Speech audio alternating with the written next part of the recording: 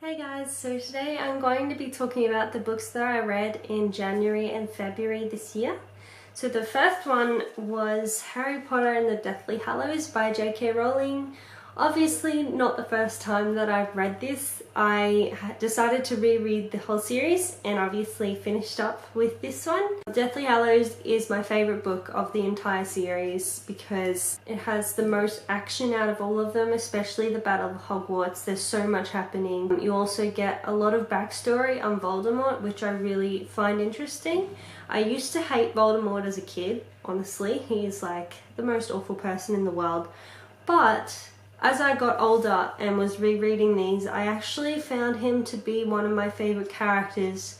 Not because I like him as a person or agree with anything that he does ever, but because he has one of the most interesting backstories of the entire series of characters, and I just find it really interesting to see where he comes from, how the Horcruxes were created and everything. So this is definitely my favourite of the series. It's just such a great ending to an incredible series, and you find out everything that you've been wondering about for those 6 books previous. Everything just wraps up beautifully, and J.K. Rowling is the most amazing writer ever, so I still love it even as an adult.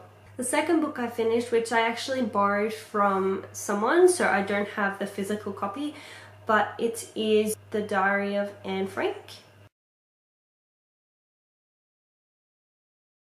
Now this one, I had heard so many raving reviews about it on Goodreads. Everyone was saying this is such an incredible book. Everyone needs to read this book at least once in their life. And I thought, okay, well, since my friend lent it to me, he asked me if I wanted to read it, and I said, yeah, sure. So I did. I actually took forever to get through it. And before I say this, I am not in any way saying that I don't think what happened to Anne Frank and her family and all the people that she was hiding with was in any way a positive experience or in any way that she was complaining for no reason. I am not saying that. I completely think that what they went through is absolutely horrific and no one should ever have to go through that again.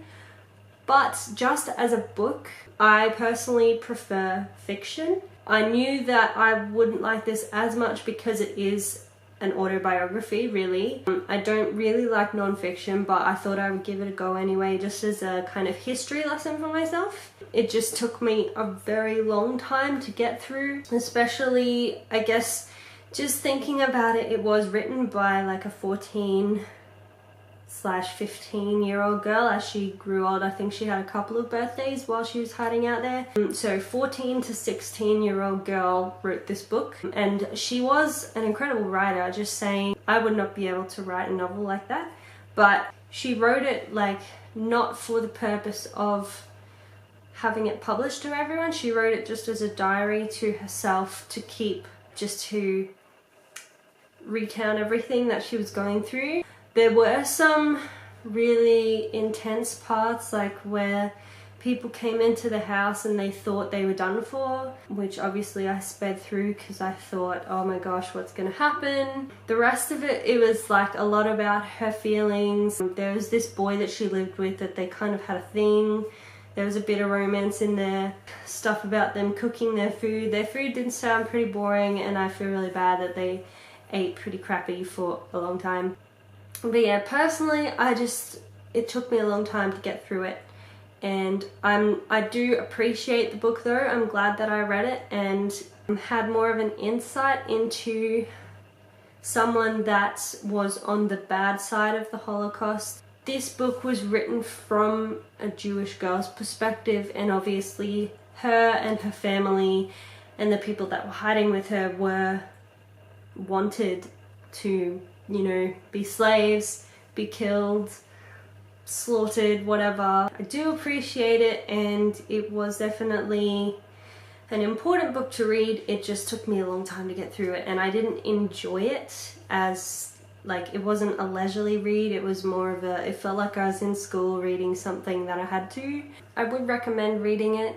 It is definitely a book that everyone should read at least once to get an insight into what exactly happened. This is like first-hand perspective. This stuff actually happened. It is a non-fictional like diary recount of what this group of people were going through. Everyone should read it. Just kind of go into it not expecting to enjoy it as a leisurely read. Go into it expecting to learn about history and learn about Anne Frank and what she went through, really. And the last book that I read, this was in February, I finished this one, is The Curious Incident of the Dog in the Nighttime by Mark Haddon.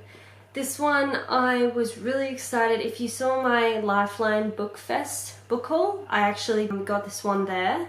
I was super excited to see it because I read this as a signed reading in high school English, and I just remember absolutely loving it, and I wanted to read it again ever since, but I haven't been able to find it in libraries or anything. So I got this one and I read it. Like this is the first book that I picked up out of the pile I got from Bookfest because I was the most excited for this one, and it did not disappoint me. It was just as amazing as I remembered it. So basically it's about an autistic boy called Christopher, and he finds his neighbor's dog lying dead in their backyard, and the book is about him trying to find out who killed the dog.